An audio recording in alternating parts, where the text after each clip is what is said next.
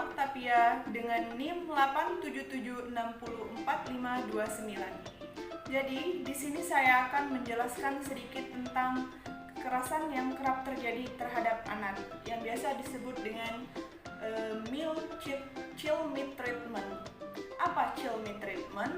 Adalah segala bentuk tindakan yang dilakukan oleh orang terdekat, biasanya itu seperti orang tua, saudara, teman, pengasuh, dan orang yang kita tidak kenal sekalipun, yang bisa menyebabkan atau beresiko kepada anak dengan mengalami bahaya fisik, penganiayaan emosional, seksual, dan penelantaran anak atau eksploitasi. Apa saja yang dapat kita lakukan dalam pencegahan kekerasan terhadap anak? Apa upaya yang akan kita lakukan dan apa saja dampak dari kekerasan tersebut? Jadi di sini saya akan menjelaskan itu semua. Dan kekerasan juga terdapat 4 macam, yaitu yang pertama, kekerasan fisik. Apa itu kekerasan fisik? Kekerasan fisik adalah kekerasan secara fisik adalah kekerasan yang dilakukan seseorang berupa melukai bagian tubuh anak seperti penyiksaan, pemukulan, penganiayaan terhadap anak dengan atau tanpa menggunakan benda-benda tertentu yang menimbulkan luka-luka fisik, bahkan sampai kematian terhadap anak. Dan apa itu dampak dari kekerasan fisik tersebut terhadap anak? Dampak yang terjadi pada kekerasan fisik pada anak itu adalah memukul, melemparkan benda keras, dan sebagainya. Dampaknya juga seperti fisik pada anak, diantaranya luka fisik berupa luka terbuka ataupun lebam pada tubuh, serta memunculkan rasa trauma kepada anak. Dan yang kedua ada kekerasan emosional. Apa itu kekerasan emosional?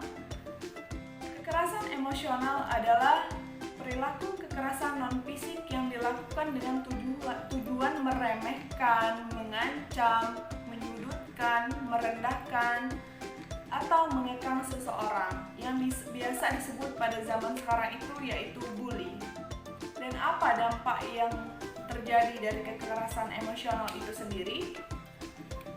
Dampak yang terjadi dari kekerasan emosional itu, sementara itu anak-anak yang mengalami kekerasan secara emosional dapat mengembangkan dampak seperti merasa tidak berharga, kesulitan mengatur emosi, sulit membangun kepercayaan baik pada diri sendiri maupun kepada orang lain, dan terjadi gangguan tidur hingga sulit untuk berhubungan sosial dengan orang di sekitarnya maupun orang lain. Dan ketiga ada kekerasan penelantaran anak atau yang biasa disebut juga dengan eksploitasi. Apa itu kekerasan penelantaran anak? Karena penelantaran anak juga bisa disebut dengan kekerasan dalam rumah tangga. Penelantaran anak merupakan suatu perbuatan yang melanggar norma hukum yang berlaku, dan perbuatan ini dilakukan oleh orang tua anak pada anak tersebut, yang dimungkinkan karena orang tua tersebut tidak bisa memenuhi kebutuhan anak secara wajar, baik fisik maupun emosional. Jadi, dampak apa yang akan terjadi pada kekerasan ini? Dampak yang terjadi pada kekerasan ini ialah kekerasan, perlakuan salah, penelantaran, dan eksploitasi terhadap anak. Mempunyai dampak yang jangka panjang dan mempengaruhi kesehatan anak, kemampuan untuk belajar, dan kemauannya untuk bersekolah, mengakibatkan anak lari dari rumah, menghancurkan rasa percaya diri anak, dan secara fatal bahkan bisa menyampai kematian. Dan di sini ada yang keempat, kekerasan seksual. Apa itu kekerasan seksual? Kekerasan seksual adalah setiap perbuatan merendahkan, menghina, melecehkan, dan menyerang tubuh atau fungsi reproduksi seseorang. Di sini biasa disebut dengan kekerasan seksual karena terjadinya ketimpangan relasi kuasa atau gender yang berakibat atau dapat berakibat penderitaan psikis atau fisik, termasuk yang mengganggu kesehatan reproduksi seseorang. Dan dampak dari kekerasan seksual sendiri, yang pertama, dampak psikologis korban berupa kekerasan dan pelecehan seksual akan mengalami trauma yang mendalam. Selain itu, stres yang dialami korban dapat mengganggu fungsi dan perkembangan otaknya. Yang kedua, dampak fisik dari kekerasan pelecehan seksual pada anak merupakan faktor utama penularan penyakit menular yang bisa juga disebut dengan PMS. Bagaimana cara pencegahan atau memberi edukasi kekerasan terhadap anak saat ini? Jadi, di era sekarang kita bisa memulai dengan membuat metode atau media seperti dengan metode seminar dan workshop untuk orang tua tentang pola asuh positif dan cara mengelola emosi, kampanye edukasi melalui media sosial, poster, dan brosur.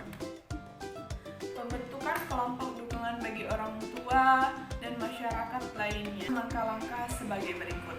Yang pertama, seperti bekerja sama dengan dinas terkait, organisasi masyarakat sipil dan lembaga pendidikan untuk menyelenggarakan seminar workshop tentang pola asuh positif dan cara mengelola emosi.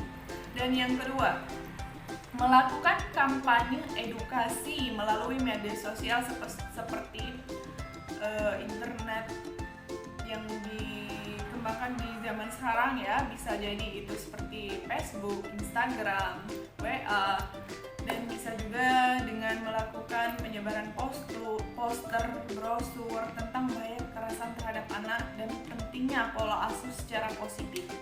Dan ketiga, membentuk kelompok dukungan bagi orang tua untuk saling berbagi pengalaman dan mendapatkan dukungan dalam menerapkan pola asuh yang positif. Dan berikut upaya yang bisa kita lakukan dalam mencegah terjadinya kekerasan terhadap anak, yaitu dengan memberikan pemberitahuan tentang bagaimana cara melindungi diri, kejahatan fisik atau seksual kerap terjadi pada anak tidak dalam pengawasan orang tua. Yang kedua, pendidikan budi pekerti. Dan yang ketiga, maksimalkan peran sekolah dalam pengupayaan pencegahan kekerasan terhadap anak.